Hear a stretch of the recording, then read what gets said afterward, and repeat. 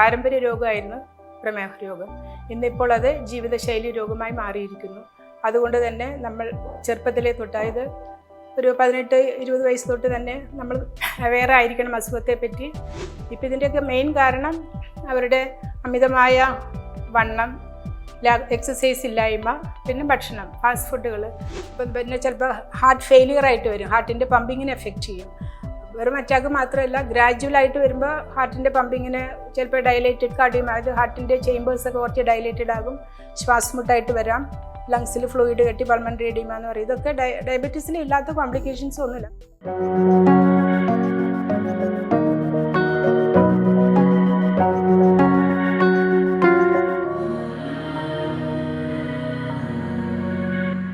ഞാൻ doctor Mary Elias, senior consultant physician, Vijayakumara Menon hospital, Tripunithura.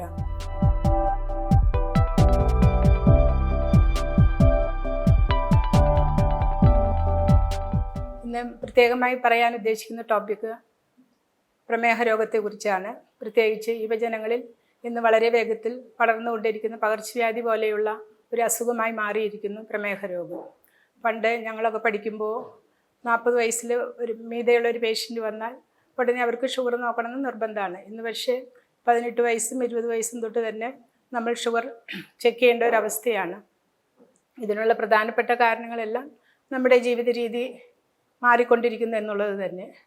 പണ്ട് നമുക്ക് പേരൻസിന് it was a hereditary disease, പാരമ്പര്യ രോഗമായിരുന്നു പ്രമേഹ രോഗം. ഇന്നിപ്പോൾ അത് ജീവിതശൈലി രോഗമായി മാറിയിരിക്കുന്നു.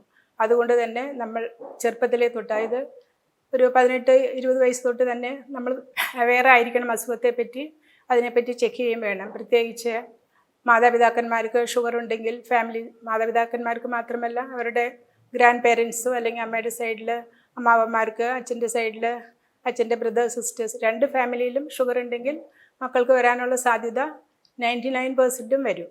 പ്രത്യേകിച്ച് അതൊന്നുകൂടെ വേഗത്തിൽ വരും. എന്തുകൊണ്ടാണെന്ന് വെച്ചാൽ ഇന്നത്തെ ജീവിത രീതി അത്രയ്ക്കധികം മാറിക്കൊണ്ടിരിക്കുന്നു.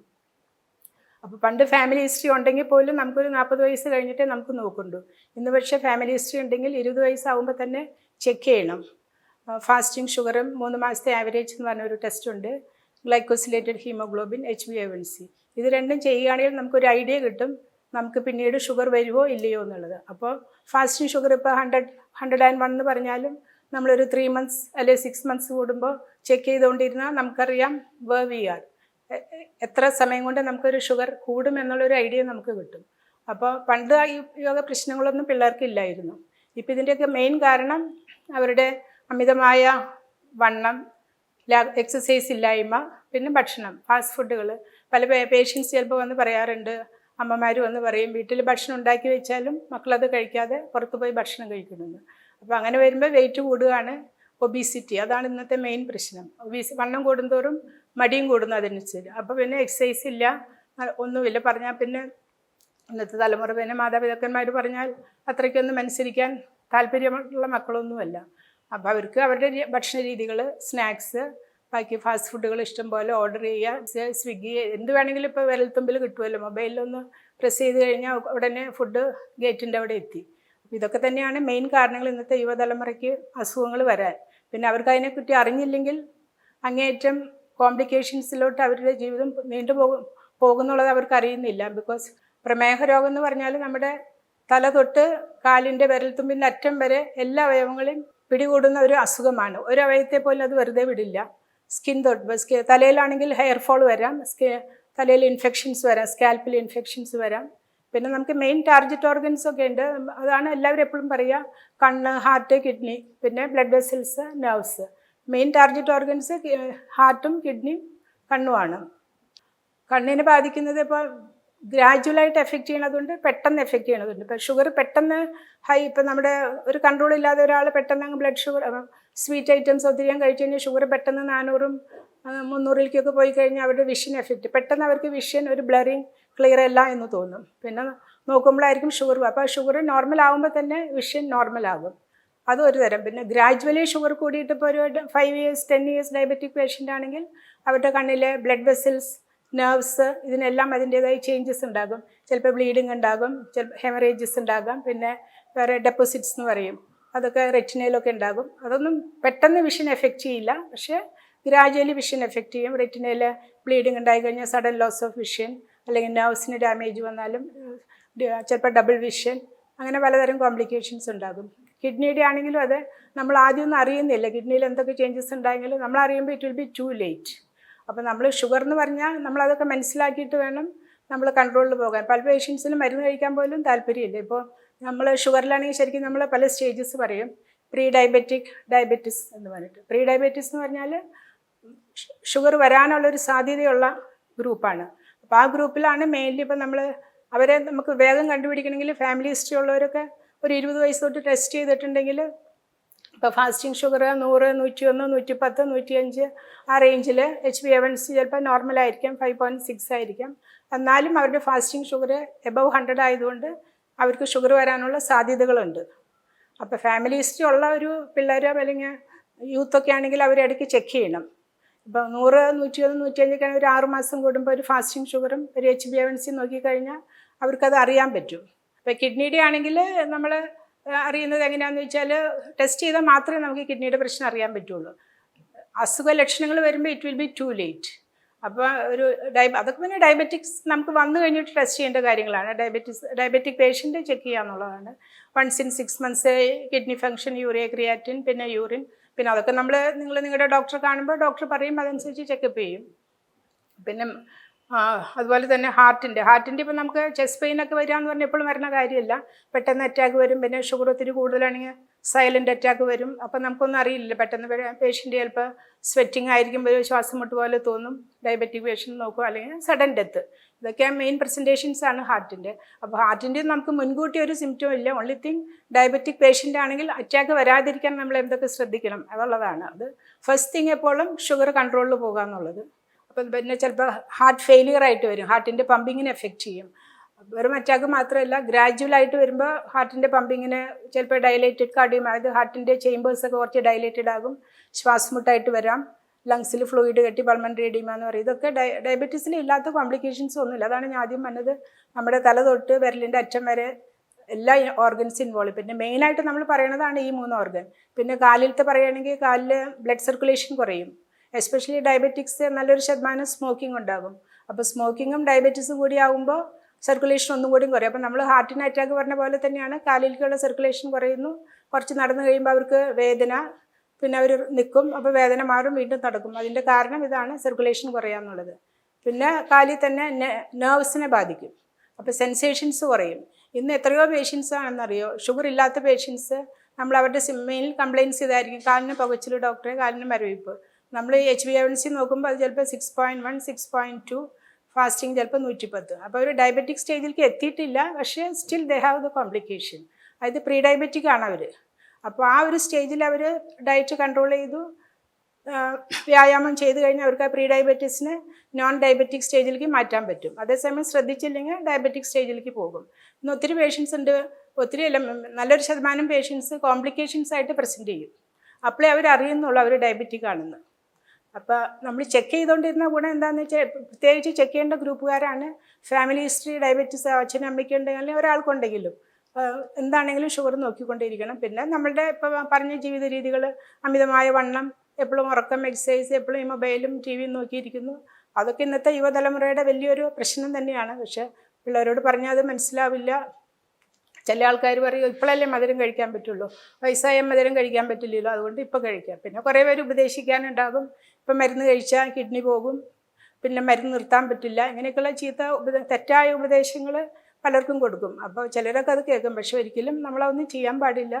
നമ്മളൊരു ഡോക്ടറെ കണ്ടു കഴിഞ്ഞാൽ ഡോക്ടർ പറയണ പോലെ കേൾക്കുക. ഒരു ഡോക്ടറും ആവശ്യമില്ലാതെ മരുന്ന് തരില്ല. പിന്നെ ഷുഗർ കൊണ്ടാണ് കിഡ്നി പോണത്, അല്ലാതെ മരുന്ന് കൊണ്ടല്ല. അപ്പോൾ ഷുഗർ നല്ല കൺട്രോളിൽ പോകുന്നതാണെങ്കിൽ നമ്മുടെ കിഡ്നി സേഫായിരിക്കും, ഹാർട്ട് സേഫായിരിക്കും, കണ്ണിനും നെർവ്സും എല്ലാം. പിന്നെ 15-20 വർഷം കഴിയുമ്പോൾ ചെറിയ കോംപ്ലിക്കേഷൻസ് വരും. എന്നാലും അതെല്ലാം നമുക്ക് അതിനെക്കൊണ്ട് ഒത്തിരി സഫർ ചെയ്യേണ്ടി വരില്ല. അതേസമയം പണ്ടൊക്കെ ഞങ്ങൾ പഠിക്കുമ്പോൾ ഡയാലിസിസ് എന്ന് പറഞ്ഞാൽ വളരെ ഫ്യൂ പേഷ്യൻസ് മെഡിക്കൽ കോളേജിലും പിന്നെ വലിയ ഹോസ്പിറ്റലിൽ 1-2 സ്ഥലത്ത്. ഇന്നിപ്പോൾ നമുക്ക് എല്ലാ ചെറിയ ഹോസ്പിറ്റലിൽ പോലും ഡയാലിസിസ് ഉണ്ട്. കാരണം അത്രയ്ക്ക് പേഷ്യൻസിൻ്റെ എണ്ണം കൂടി വന്നു.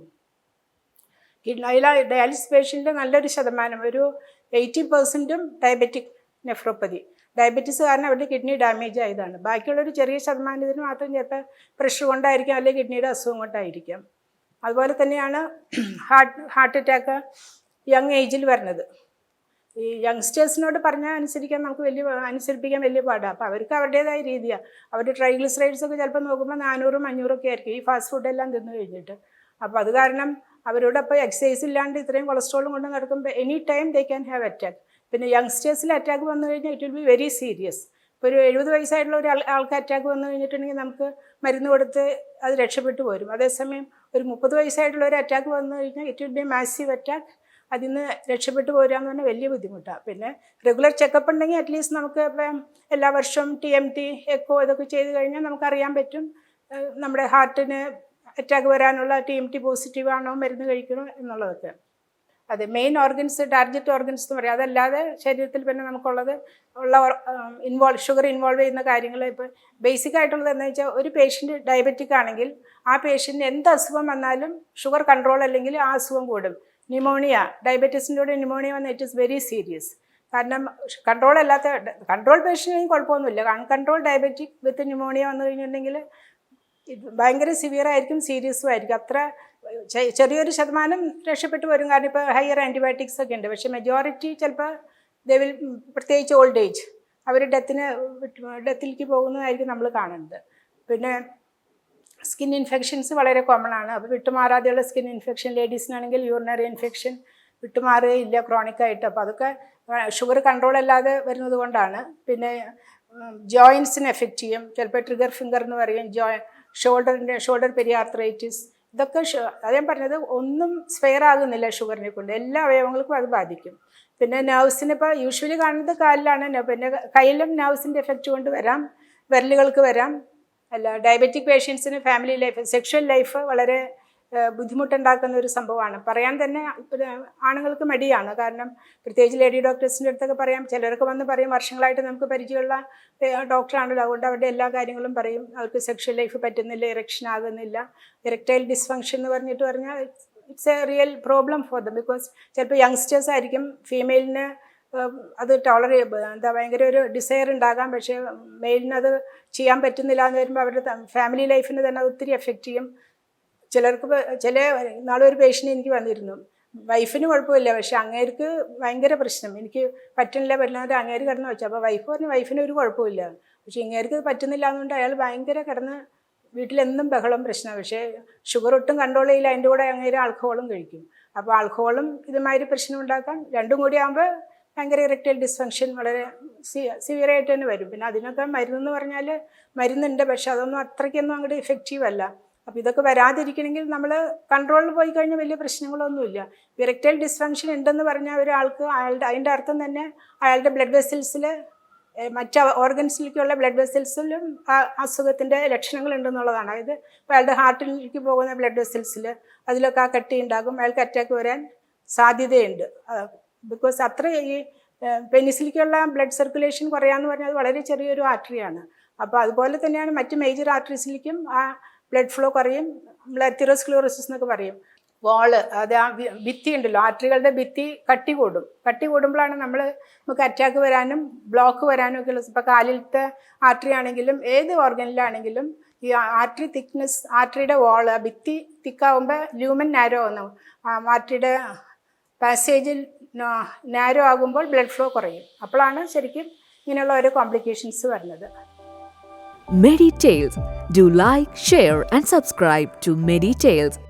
Follow us on Facebook, Instagram, WhatsApp, Threads and X.